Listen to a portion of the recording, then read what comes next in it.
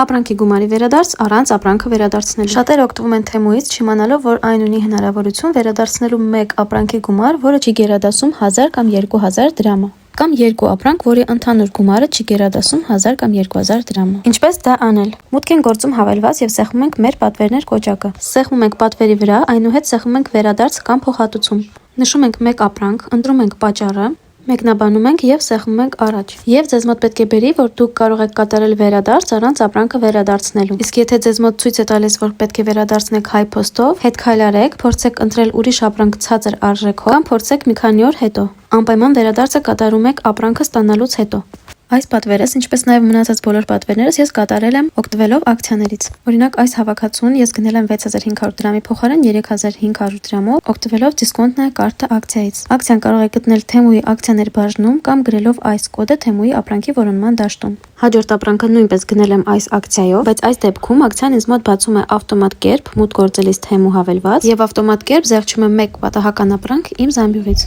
5400-ից զեղչվել է մինչև 3500։ Պահպանեք վիդեոն, հետևեք իմիջին ավելի շատ ինֆորմացիա իմանալու համար եւ եթե ունեք հարցեր, գրեք մեկնաբանություններում։